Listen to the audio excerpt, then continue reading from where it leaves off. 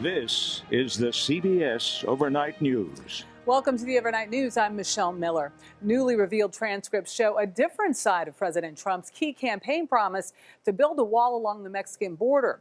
Getting Mexico to pay for the wall was one of the president's loudest applause lines in his campaign speeches. But when he spoke to the Mexican president shortly after taking office, Mr. Trump reportedly asked him to keep quiet about who will ultimately pick up the bill. Reid has more from Washington. We will build the wall 100%. It was the biggest applause line of candidate Trump's presidential campaign. Who is going to pay for the wall? But just 1 week after taking office, President Trump said in a phone call with Mexican President Enrique Peña Nieto that the wall and who will pay for it is economically, quote, the least important thing that we are talking about. But politically, this might be the most important.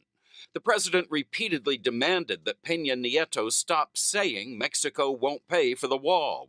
If you are going to say that Mexico is not going to pay for the wall, then I do not want to meet with you guys anymore because I cannot live with that.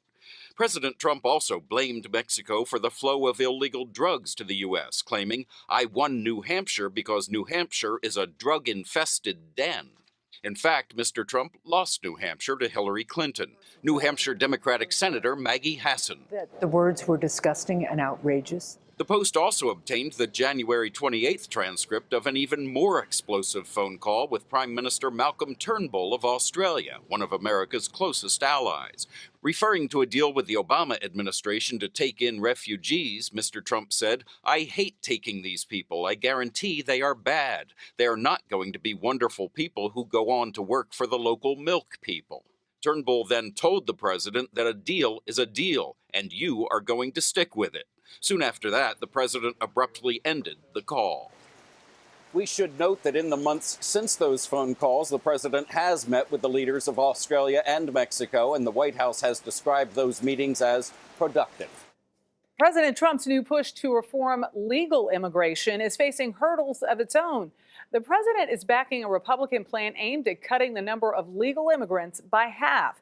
It would be the biggest change to the American immigration system in decades. Here's Major Garrett.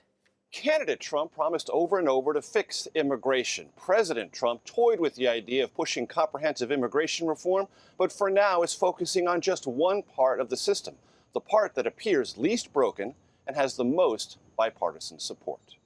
This legislation demonstrates our compassion for struggling American families who deserve an immigration system that puts their needs first and that puts America first. President Trump called for deep cuts in legal immigration, endorsing a bill that prioritizes green cards for wealthier applicants who speak English and have sought-after job skills.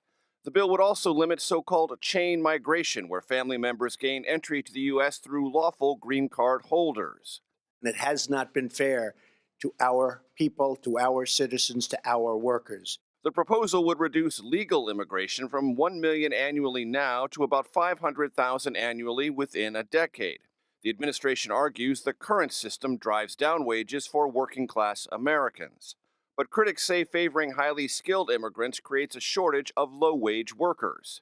You just can't find American-born labor to do those jobs. South Carolina Republican Lindsey Graham said the bill would harm his state's two top industries, agriculture and tourism. If you're running a restaurant, a hotel, or a golf course, you realize how hard it is to find native-born labor. Others argue the bill would encourage illegal immigration. Kevin Appleby is with the Center for Migration Studies. It's going to create a magnet for people to come and fill those jobs, and undocumented people are going to try to cross the border or overstay their visas and fill those positions. White House senior policy advisor Stephen Miller said the focus should be on the American worker. The reason why some companies want to bring in more unskilled labor is because they know that it drives down wages and reduces labor costs. Our question as a government is, to whom is our duty? Our duty is to U.S. citizens and U.S. workers to promote rising wages for them. The proposal is a legislative long shot to be sure, and not an immediate priority of the Republican-controlled Congress. Far more important, tax reform, raising the debt ceiling, and passing a federal budget. Investigators are trying to figure out how a gas leak triggered a deadly explosion at a private school in Minneapolis. The massive blast reduced part of the building to rubble. The school receptionist and a part-time janitor were killed. 9 others were hurt. Anna Werner is at the scene. If you look at that building behind me, you see the hole to the left of the chimney. That's what the force of this blast did to this brick school. Now, 3 people are still in the hospital, 1 in critical condition. Fire officials are reported to have said that contractors were working on one of the buildings here at the time of the blast. The careful search through the rubble at Minnehaha Academy stretched on for nearly 10 hours. Late Wednesday, a second victim was pulled from the blast zone, a beloved school alum and custodian. One was lower than the other, deeper into the rubble, but they're both primarily in the same location. John Carlson, a retired 82-year-old who did part-time janitor work, leaves behind a wife and children.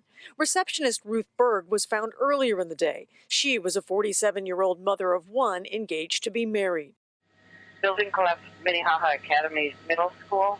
Windows blown out, building collapsed, and seeing fire and smoke with trapped parties. Since it's summer, only a small number of staff members and students were on campus. We heard a man yell, "Gas," and "Get out." This student saw the blast during soccer practice. I know the man who was standing in the doorway. He did not make it out. The powerful explosion instantly changed the face of the century-old private school. Heard the blast, felt the windows shake, saw that where the building used to be one continuous building now had a gap. The contrast between the before and after is stunning. The city's fire chief said investigators will have to tread lightly while trying to pinpoint the cause. It's going to be precarious for those folks to do their work in that structure. And as you can tell, it even looks unstable, even looking at it from here. Classes were supposed to be back in session here in 20 days. That now is in doubt. But the truly fortunate thing here is that school was not in session, or a lot of students would have been hurt. The CBS Overnight News. We'll be right back.